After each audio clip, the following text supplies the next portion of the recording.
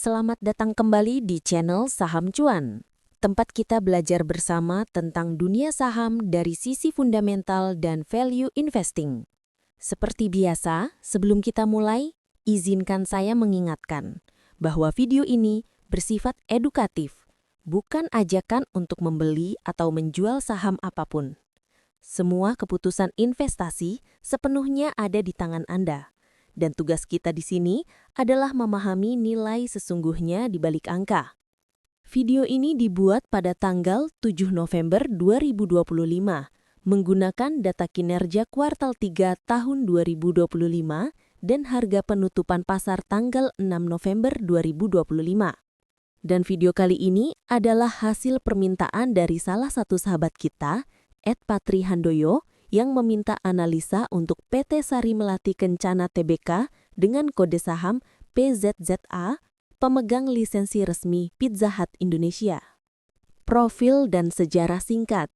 PZZA berdiri sejak tahun 1987 dan menjadi pemegang lisensi resmi dari Pizza Hut Restaurants Asia, Yum Brands. Mereka memiliki hak penuh untuk mengoperasikan, memasarkan, dan mengembangkan seluruh gerai Pizza Hut di Indonesia.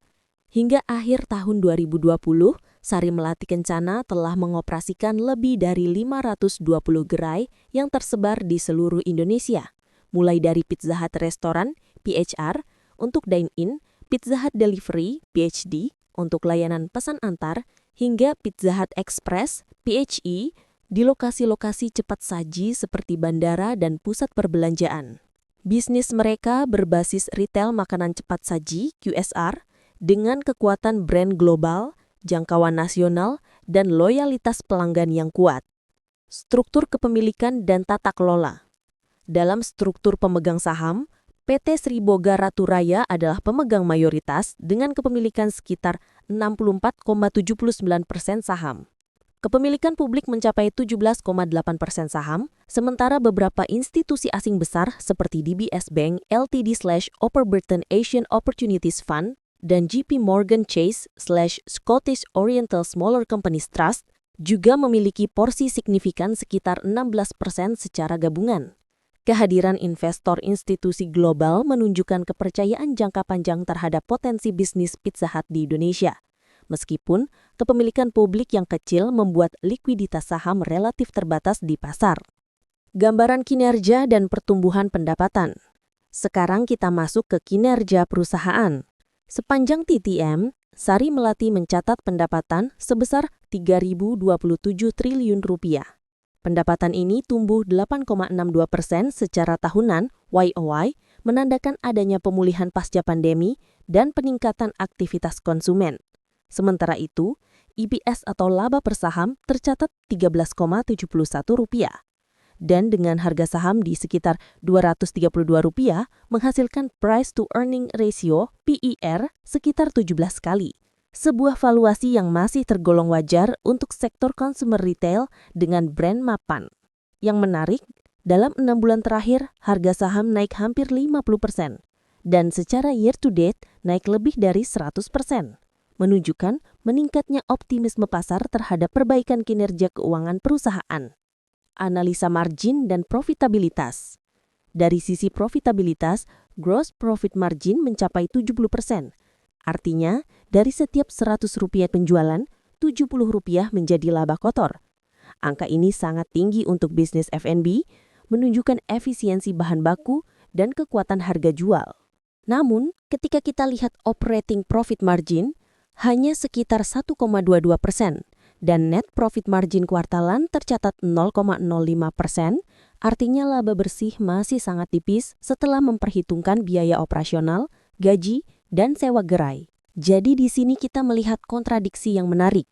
Secara operasional, bisnis berjalan efisien dalam hal bahan baku, namun beban overhead masih menekan margin bersih. Untuk investor jangka panjang, inilah area yang penting diamati. Apakah manajemen bisa memperkecil gap antara gross margin dan net margin di masa depan? Efisiensi operasional dan modal kerja. Kalau kita lihat lebih dalam ke efisiensi operasional, DPEX 93 hari, cukup tinggi untuk sektor F&D. DSSO 1,2 hari menunjukkan arus kas cepat karena transaksi tunai. DPO 37 hari, artinya perusahaan mendapat kredit dari pemasok sekitar sebulan. Hasil akhirnya, cash conversion cycle 36,7 hari. Waktu yang diperlukan perusahaan untuk mengubah stok menjadi kas. Artinya, setiap 37 hari, modal kerja perusahaan berputar sekali. Secara keseluruhan, ini masih efisien. Meskipun inventory tinggi perlu perhatian. Mungkin sebagian besar stok terakumulasi di gudang distribusi nasional yang melayani ratusan cabang. Neraca keuangan dan struktur hutang. Beralih ke neraca keuangan, total aset perusahaan sekitar 1,95 triliun rupiah, sementara total liabilitas sebesar 818 miliar rupiah, sehingga menghasilkan ekuitas sebesar 1,034 triliun rupiah. Debt to equity ratio hanya 0,29. Artinya, perusahaan tidak terlalu bergantung pada hutang. Struktur modalnya konservatif dan sehat. Namun, current ratio hanya 0,58 dan quick ratio 0,15. Menunjukkan likuiditas jangka pendek yang cukup ketat. Kas perusahaan hanya sekitar 21 miliar rupiah, sementara hutang jangka pendek 139 miliar rupiah. Jadi, kemampuan memenuhi kewajiban lancar sangat bergantung pada arus kas operasional harian. Analisa arus kas dan free cash flow. Nah, di bagian ini ada hal yang menarik. Data menunjukkan cash from operations sebesar 494 miliar rupiah dengan capital expenditure hanya 71 miliar rupiah, sehingga menghasilkan free cash flow sebesar 423 miliar rupiah. Jika dibandingkan dengan kapitalisasi pasar yang hanya 701 miliar rupiah, maka free cash flow yield-nya mencapai sekitar 60%. Angka ini sangat luar biasa, bahkan lebih tinggi dari banyak perusahaan besar di sektor konsumsi. Namun, investor perlu berhati-hati. Free cash flow yang besar ini bisa jadi terdampak item non-operasional seperti pelepasan aset, perubahan piutang besar, atau pencatatan kas tertentu. Jika angka itu berulang dan berkelanjutan, maka PZZA bisa jadi sangat undervalue. Tapi, kalau itu sifatnya sementara, valuasi ini tentu harus disesuaikan. Valuasi dan rasio pasar. Mari kita lihat rasio valuasi lainnya. Price to sales ratio hanya 0,23. Artinya, investor membayar 23 sen untuk setiap 1 rupiah penjualan perusahaan. Sangat murah untuk sektor consumer. Price to book value 0,68. Berarti harga saham saat ini masih di bawah nilai bukunya. EV/EV, EBIT 11,25 dan EV/EV, EBITDA 2,37. Angka EV/EV, EBITDA yang rendah menunjukkan valuasi yang sangat murah, bisa menandakan potensi undervalue atau anomali data EBITDA. Pasar tampaknya masih belum menghargai potensi arus kas besar perusahaan ini. Mungkin karena margin bersih yang masih tipis atau kekhawatiran terhadap likuiditas jangka pendek. Valuasi DCF estimasi nilai wajar. Kita akan coba hitung nilai wajarnya menggunakan pendekatan discounted cash flow sederhana dengan 3 skenario. Skenario konservatif, FCF awal 423 miliar rupiah, pertumbuhan 2% per tahun, terminal growth 1%, discounted rate 11%, hasilnya nilai intrinsik sekitar Rp1.474 per saham. Skenario moderat best case, pertumbuhan FCF 5% per tahun, terminal growth 3%, discounted rate 10%. Nilai intrinsik sekitar Rp2.244 per saham. Skenario optimis bull case, pertumbuhan FCF 10% per tahun, terminal growth 4%, discounted rate 9%. Nilai intrinsik sekitar Rp3.769 per saham. Harga pasar saat ini sekitar Rp232. Berarti secara teori, saham ini masih undervalue antara 6-15 kali tergantung asumsi yang digunakan. Namun, sekali lagi, semua ini hanya berlaku jika FCF benar-benar berulang dan berkelanjutan. Kekuatan bisnis dan prospek. Kekuatan utama PZZA ada pada brand global Pizza Hut yang sudah melekat kuat di benak konsumen Indonesia. Jaringan distribusinya luas, supply chain-nya stabil, dan memiliki skala ekonomi yang besar. Dari sisi manajemen, efisiensi operasional masih bisa ditingkatkan. ROI saat ini sekitar 3,85%, ROA sekitar 2,04%, dan ROIC sekitar 5,6%. Angka yang masih rendah tapi punya ruang perbaikan signifikan jika manajemen berhasil menaikkan margin operasi.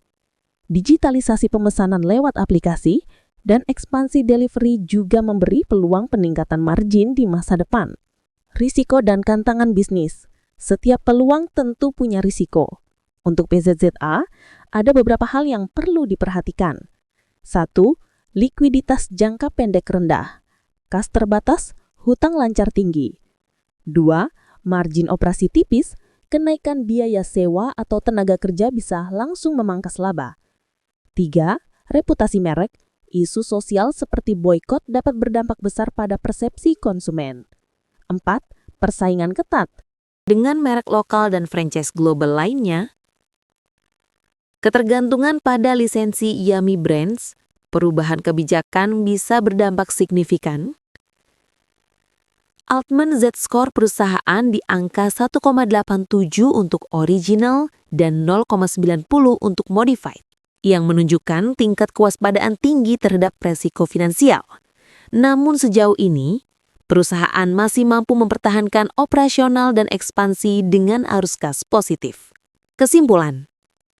Jadi apa kesimpulan dari semua ini?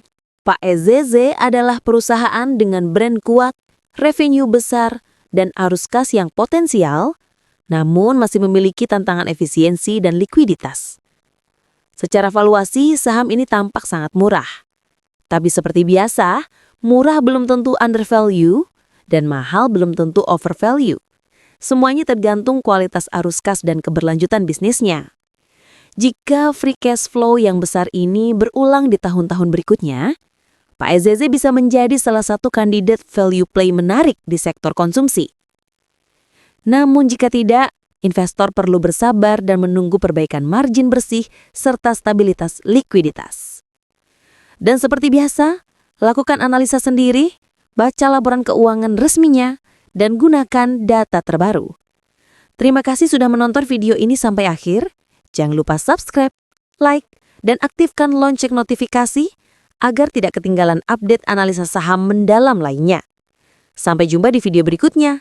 Tetap bijak, tetap rasional, dan selalu cari nilai sesungguhnya di balik harga.